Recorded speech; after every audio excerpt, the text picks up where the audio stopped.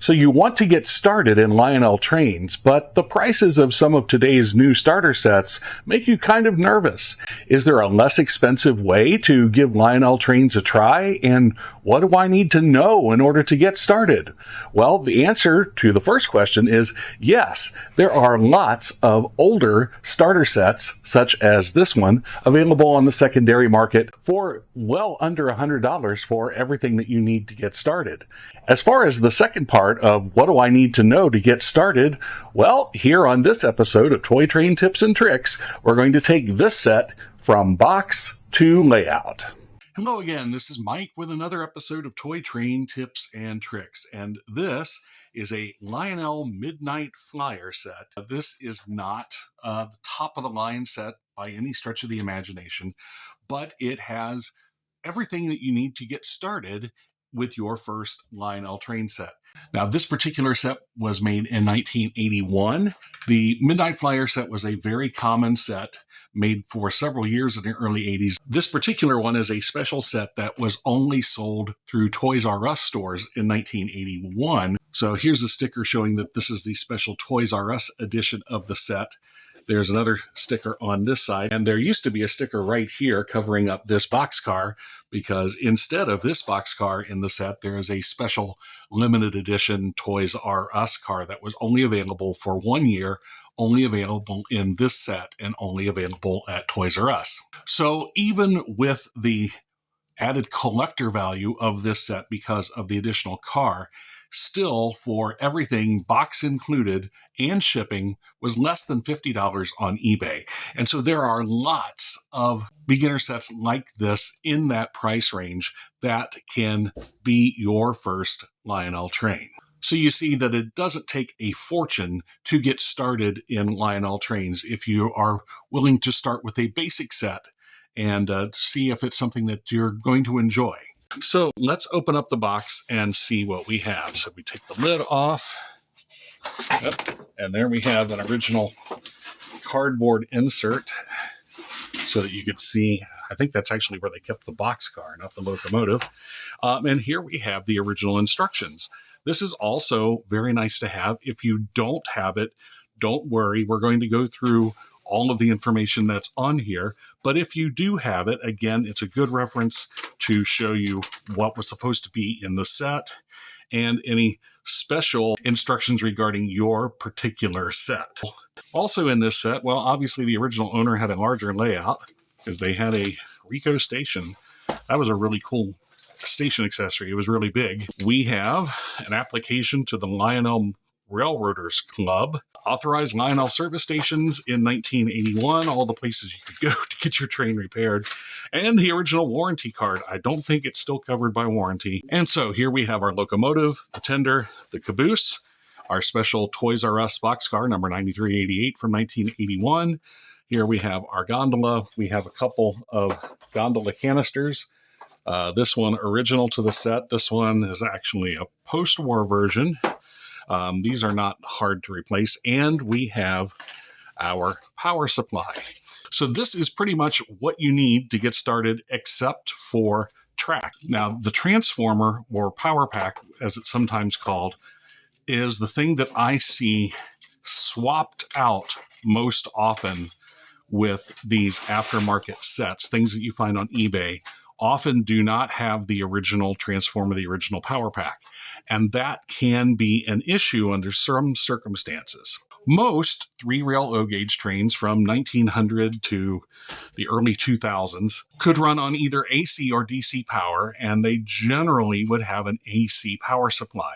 Now, in the late 70s and early 80s, Lionel, and Marx did it too in the 1970s at the very end, but Lionel in particular, in order to reduce costs of some of the starter sets, made a few sets that were DC powered only. And this is important because if you take a DC powered only locomotive and try to power it with AC power, you're going to fry the motor. Conversely, even though a traditional Lionel AC powered locomotive can also operate on DC power, most of the DC power packs that came with these DC sets are way too small to operate this older style of motor. and you can actually burn out the transformer. Now, there are a couple of ways to check whether your power supply is DC to track or AC to track. So first, if you look at the power supply, somewhere on it, it will tell you, of course, your input, that's your household current, your output. Look for the variable voltage, 0 to 18 VDC, 0 to 18 volts DC. That's your variable voltage that goes to the track is DC. Now, it also makes AC, but that, as it says, is for the accessories. AC, track, DC. Same thing here. We have DC, DC, and AC in the middle, marked accessories. DC to the track, AC to accessories, lights and things like that. Versus a AC, which if we look here, we've got our input here and look at our output, 0 to 18 volts AC, or for the accessory, 12 volts AC. The other way to know is look for the direction control. On a DC power supply, the forward and reverse are controlled by a switch, because on DC motors, the direction is controlled by the polarity of the output, which side is positive, which side is negative, which can be changed by sliding this switch. Same thing here on the Lionel.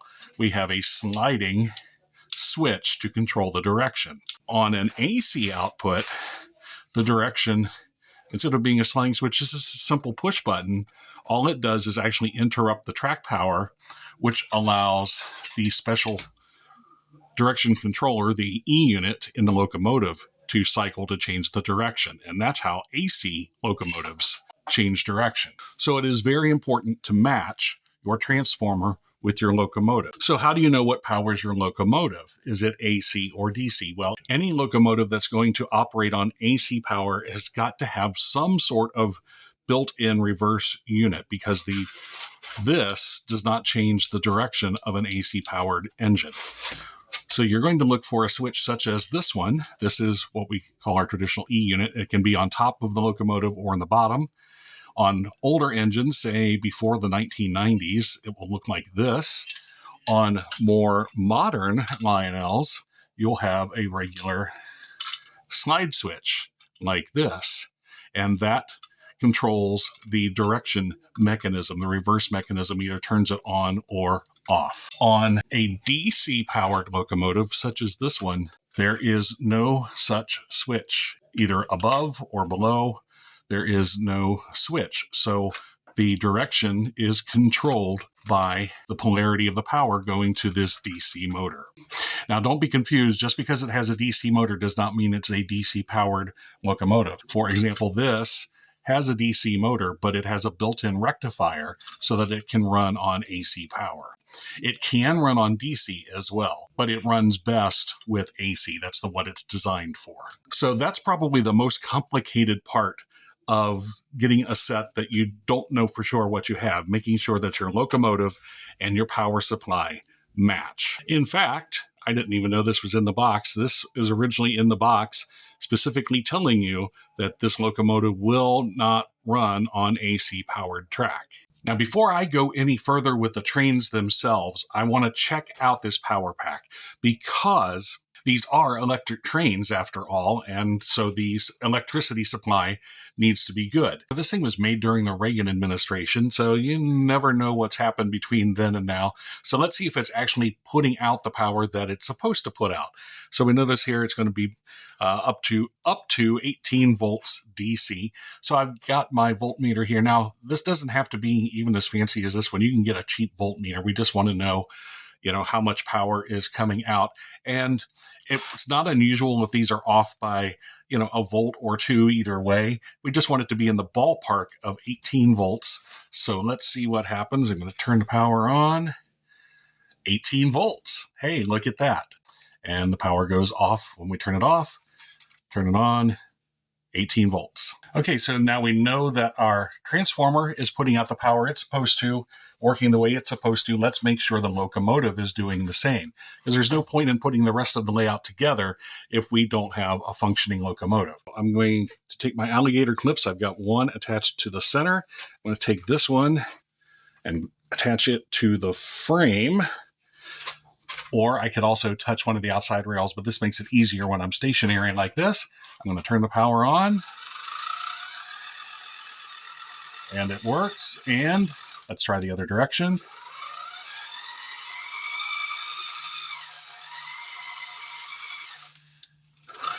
And there we go. So we know that it works. By the way, let's turn on here. Did the headlight work? Yes, the headlight works too. All right, so we have a functioning locomotive. We have a functioning transformer. Now, let's take a look at the rest of the set. Here, and I'm going to check out the wheels and the couplers and make sure that everything is attached here.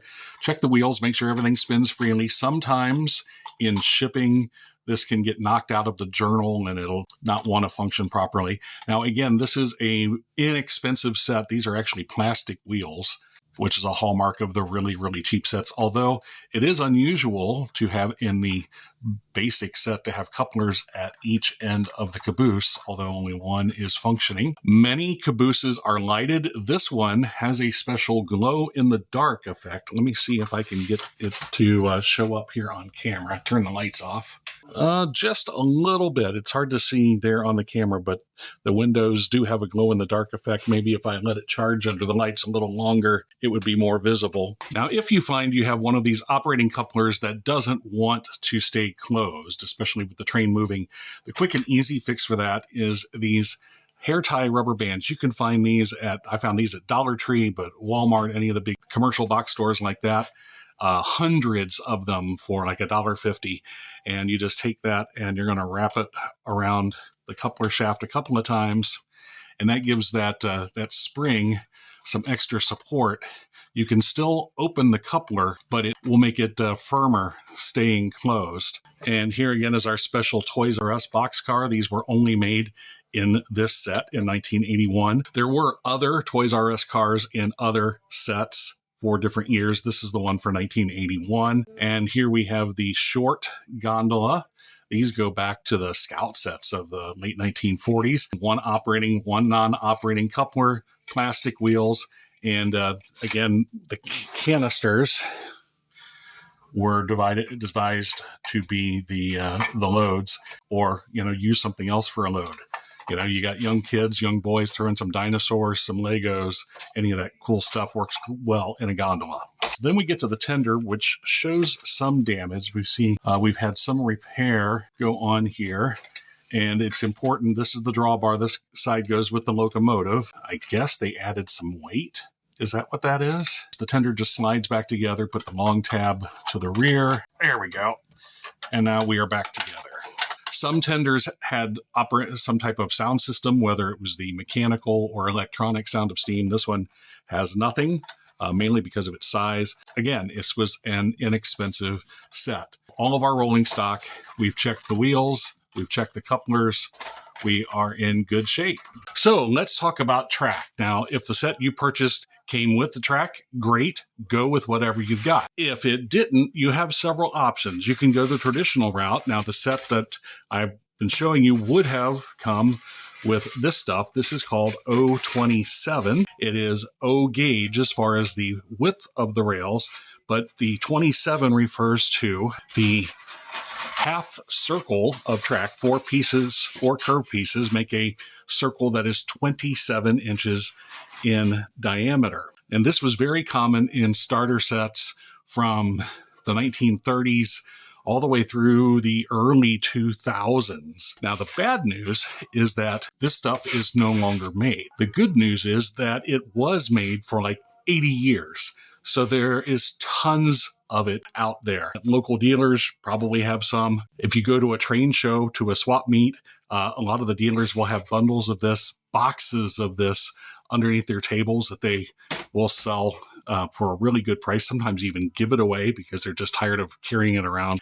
The next option is what we call regular O, or we sometimes call it O31 because the basic curve on that, four pieces, the semicircle, is a curve 31 inches instead of 27. So not only is the curve a little wider, but you'll also notice that the rail itself is taller, the ties are taller, the rail is taller, so it is more durable, and each piece is longer. Let's compare an O straight to an O27 straight. This works just fine with the basic starter sets as well. So if you need to get new track and you still want that tubular look, this is a good choice. Now, this is no longer made by Lionel. However, Menards, the home improvement chain, does manufacture regular O-track and curves in a variety of curved diameters, and these do mate up perfectly with Lionel. So these are your tubular track options. And then there are the modern track systems that have their own integrated roadbed. This is Real Tracks by MTH. Lionel offers their own fast track system, again, with its own built-in roadbed. Here's a picture of the fast track, and you see that it does use track pins, kind of like your standard tubular track, but it also has the integrated roadbed system. Any of these track systems will work fine with your basic train set. It's a matter of what look you want, how much you want to spend, and what you have available. Now, when you're using tubular track, well, first of all, you'll want to make sure that it is not rusty. It doesn't have to be perfectly clean, but just relatively shiny. It doesn't have to have, fresh off the showroom shine like these practically new pieces do. But, especially avoid rust. Frankly, with the cost of the tubular track, I find it better just to replace it if it gets too rusty. Now, as far as assembling the track, very simple. We have our 3 track pins here. We have our opening here. You want to slide it together as tightly as possible. And sometimes it takes some wiggle. Then you want to make sure there's good electrical contact. So I take a pair of end nippers like this. You can get these just about any hardware store. I think these were like $6 at Harbor Freight when I got them. And I just go over the top, that little flat spot, and I just crimp them together just enough to make sure I'm getting good electrical contact. And it also holds the pieces together pretty securely.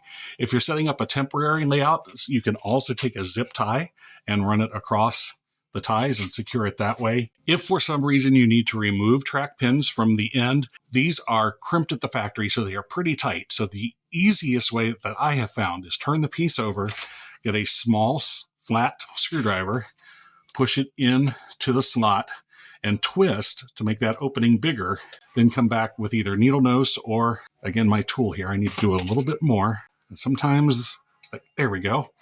And then when I put it back in, reinsert, take my nippers again, go around the spot, and just resecure it. All right, so now I have my track layout set up. Now, this oval configuration of 8 curves, 2 straights, this was very common. Where should you set your layout up?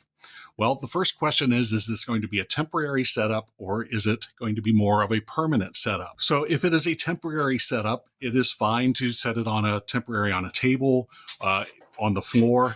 If you're using tubular track especially, I do not recommend setting it directly on carpet. Not only can the carpet fibers come up between the rails and get into the gears of the locomotive, but as you lubricate your engine, it could drop oil, and you don't want to have those stains on your carpet. If you're using a system with the integrated roadbed, that's not so much of a problem because the oil will stay here, and also the carpet fibers will not come up except possibly at the joints of the track. You may want to use something underneath it if it is on the floor, such as these styrofoam panels. Also, this is great for a Christmas layout. It already kind of looks like snow. You can set it up on a dining room table, on a folding table, anything that's wide enough and long enough that will hold the layout will be fine. Now, how do we get the electricity from the power pack to our track? And usually with that, we use a lock-on like this. So this is your typical Lionel lock-on. You slide this under the outside rail and then click the little springy part on the center rail, and then you have 2 contacts, one for the outside rail, one for the inside rail, that you wire up your transformer to. Now, these can be other designs. This one was made by K-Line.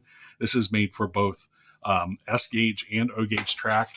This is an older Lionel type that is made for multiple types of track. Modern lock-ons can be as simple as a plug and play with a barrel joint. Another option, if you don't have the lock-on, if that didn't come with your set, is wiring directly to the track. Just one wire goes to the outside rail, one goes to the inside rail. You can solder the wires, or using the screwdriver trick, you can open up this gap in the bottom of the rail, push the wire in, and crimp it closed. That works great for temporary layouts. You could then solder it in place if you wanted to, or use a spade connector, electrical spade connector. Do the same thing, widen the rail, stick the spade connector with the wire in there, and that will work if you don't have the connector. For a small oval such as this, one connection should be sufficient. With a slightly larger layout, you may want to add power at the back of the layout as well. So simply with that, add another lock on to the other side,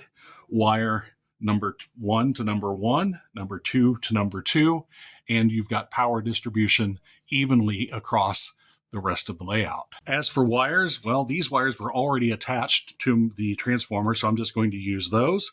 But any 18 to 14 gauge wire will work. I like to use what's known as doorbell wire because it comes as a 2-wire strand, red and white.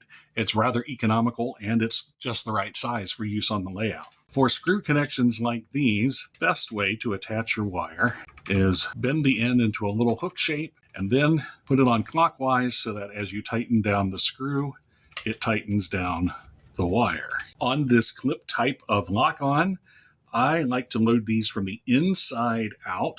That way it is the insulation that is touching each other. Bend this down and then I loop this back over just to make sure it's making good contact. And now we're ready to put the train on and let's run. And here we go.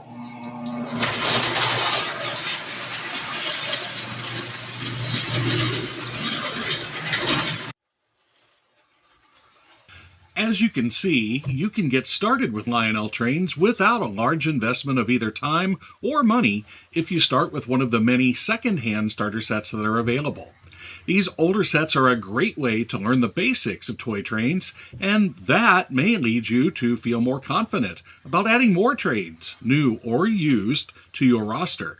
And once you have your new-to-you train set together, keep the trains running, and you can join us next time for more toy train tips and tricks.